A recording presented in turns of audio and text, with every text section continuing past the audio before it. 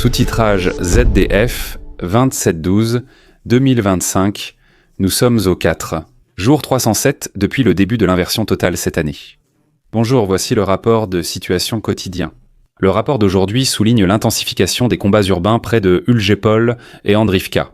Une nouvelle attaque majeure russe échouée près de Dobropilja avec de lourdes pertes, ainsi que la mort de Denis Kapustin, l'une des figures connues de cette guerre. Et bien plus, jetons d'abord un rapide coup d'œil à la collecte de fonds. Waouh, je dois vraiment dire, top, top, c'est ce que j'attendais de mes spectateurs et je le constate encore et encore. Je ne suis jamais déçu. Car une telle générosité, surtout en cette période et maintenant aussi autour de Noël, c'est vraiment remarquable. Là, tout le monde peut se taper dans le dos. Pour ceux qui ne l'ont pas remarqué. Nous donnons à nouveau des véhicules de transport blessés, comme auparavant, ils arrivent à destination. Je reçois les preuves et les montre ici comme toujours, tout en les publiant sur X. Un véhicule de transport sauve en moyenne 100 vies humaines, et cette communauté a déjà sauvé près de 2000 vies selon les calculs. En remerciement, un drapeau technique spécial sera offert au plus grand don. Je pense que le don le plus important est d'environ 3000 €, et logiquement, cela doit aussi être déclaré aux impôts, puisque l'Ukraine pour Berlin reçoit tout l'argent et qu'il s'agit d'une organisation caritative reconnue TEDA fiscalement. Toutes les infos sont en haut de la description vidéo. Peut-être qu'on arrivera à atteindre l'objectif avant la fin de la campagne, comme d'habitude. Andreevka est disputée depuis aujourd'hui. Les Russes ont pu maintenir leur élan après leur dernier gain de terrain au nord, que nous avons vu hier, et ils avancent maintenant plus au sud. C'est typique des Russes. Lorsqu'ils parviennent à obtenir un gain quelque part, ils veillent à progresser encore un peu plus. C'est aussi la bonne façon de faire. Et les Ukrainiens, eux, n'ont généralement rien à opposer. On constate souvent qu'après un repli ukrainien, les Russes laissent leurs forces avancer davantage. Et les Ukrainiens n'ont généralement rien pour s'opposer. La localité est à nouveau disputée.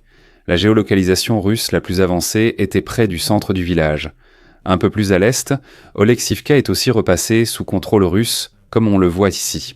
La localité a été longtemps disputée entre Ukrainiens et Russes. Les Russes ont repris cela ici, près d'Andreevka, lors de l'offensive. Le général d'armée à la retraite Leonid Ivashov parle d'un échec stratégique total de la Russie après environ 1400 jours de guerre. Il tient Poutine personnellement responsable et décrit des destructions massives de l'économie, des institutions et de la société. Il avertit que la guerre en Ukraine pourrait, au pire, menacer l'existence de la Russie. La Russie est isolée, méprisée, et n'a plus que des partenaires faibles ou coûteux comme la Corée du Nord ou la Biélorussie, tandis que la Chine attend juste une opportunité sans être un véritable allié. Sa déclaration compte beaucoup pour moi. Pourquoi ? Parce qu'il n'est pas un suiveur qui ne se rend compte que maintenant que la guerre nuit plus à la Russie qu'elle ne lui profite. Non, en effet, il avait déjà averti publiquement en 2022 des conséquences et des risques existentiels pour la Russie qu'il peut maintenant reprendre. Mais maintenant, il critique directement le président, ce qui pourrait bien entraîner une nouvelle défenestration dans les semaines à venir. On constate encore qu'un très grand nombre de personnes s'opposent ouvertement au régime, ce qui reste risqué en Russie. On ressent donc une certaine frustration et un mécontentement. Comment le reconnaître ? Depuis plusieurs jours, les attaques contre les chevaux augmentent à nouveau. Regardez ceci. Une nouvelle vidéo montre les chevaux déjà amenés au front pour économiser leurs forces avant l'attaque. À ce stade, je dois dire que je me suis trompé pour la première fois dans une de mes prévisions. C'est arrivé, je suis vraiment désolé. En effet, j'avais affirmé qu'après l'utilisation des chars T-60 et T-55 par les Russes, nous atteindrions bientôt l'ère de la Seconde Guerre mondiale.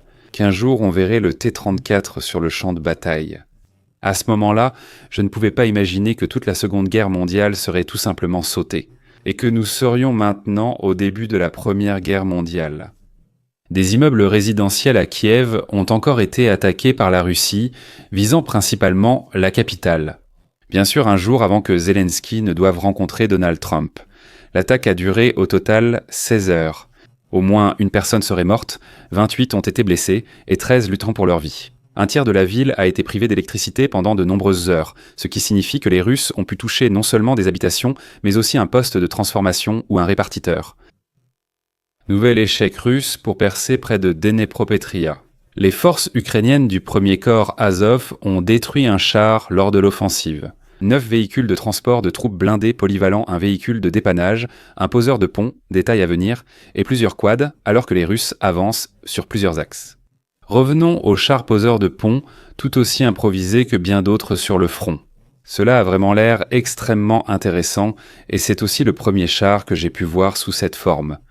Je dis beaucoup de choses, mais je n'ai jamais affirmé que les Russes excellaient en improvisation rapide. Bien sûr, beaucoup d'entre eux ne valent rien, mais certains sont vraiment étonnamment bons, surtout quand on considère qu'ils sont faits maison et principalement composés de ferraille. Mais comme on dit si bien, la nécessité est sommaire de l'invention. À Uliápol, les Ukrainiens ont maintenant lancé une contre-offensive après la bévue d'hier. L'accent est surtout mis sur la reconquête du centre-ville, tandis qu'au nord, on essaie de repousser un peu plus les Russes de l'accès. Mais la plupart des combats ont lieu assez au centre de la ville. Les frappes aériennes russes sur la ville ont fortement diminué, car ils se trouvent eux-mêmes aussi dans la zone urbaine. Il n'existe plus vraiment de ligne de front fixe dans les villes, car des forces russes ou ukrainiennes opèrent de façon dispersée dans chaque quartier résidentiel. Parfois, ils ignorent même la présence des autres. Ce sont souvent de petits groupes de 3 à 5 hommes qui combattent d'autres groupes, opérant presque de façon autonome. En tout cas, les unités du 225e.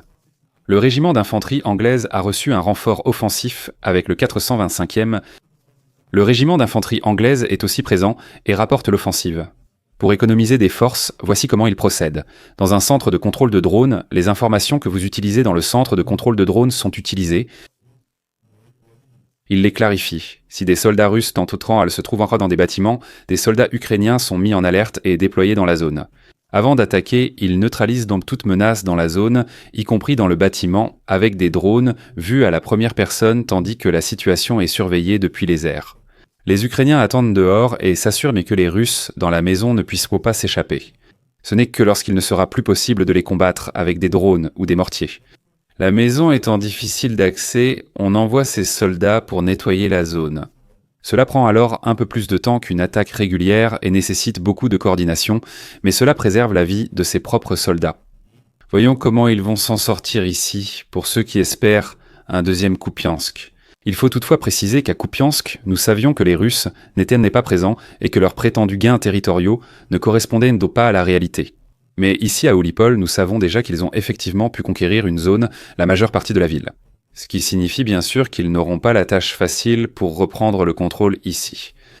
Vous souvenez-vous encore de Denis Kapoustine ? Non, mais cet emblème pourrait peut-être vous sembler plus familier. C'est le corps des volontaires russes, une unité paramilitaire ayant combattu avec l'armée ukrainienne contre les Russes pendant un temps. Elle s'est surtout fait connaître par des incursions de l'autre côté de la frontière russe, au cours desquelles elle a conquis des villages frontaliers et infligé des pertes relativement importantes aux soldats russes, ou parfois ils ramenaient 1 ou 2 prisonniers de guerre. Ce qui les rendait particuliers, c'est que l'unité était composée d'anciens soldats russes qui combattaient contre le régime. Et Denis était le leader derrière le corps de volontaires. Aujourd'hui, sa chaîne Telegram a annoncé qu'il est mort dans la nuit du 27 décembre lors d'une mission de combat dans la région de Zaporijia. D'après ces informations, il est décédé suite à une frappe de drone vue à la première personne, ce qui d'ailleurs est désormais presque la cause de décès standard sur le front. Sa mort représente une perte militaire, mais aussi un événement politique et symbolique important. Il était l'un des visages les plus connus des opposants russes armés qui combattaient du côté ukrainien, et il incarnait comme peu d'autres la rupture ouverte des citoyens russes avec le Kremlin et sa guerre. Mais comme pour beaucoup d'autres, la guerre reste ici sans compromis et coûteuse en vies humaines. Si vous souhaitez en apprendre davantage sur le sujet, je vous recommande ma vidéo de 3 minutes réalisée en 2023 dans laquelle je présente brièvement les 2 unités russes les plus connues et leurs fonctions. Merci tout spécialement aux membres d'Albukru, en particulier au lieutenant-colonel Reinecke, Robert Siller et Dietrich. Je vous remercie comme toujours de votre écoute. N'hésitez pas à vous abonner, à liker, à laisser des commentaires et à bientôt pour le prochain rapport de situation.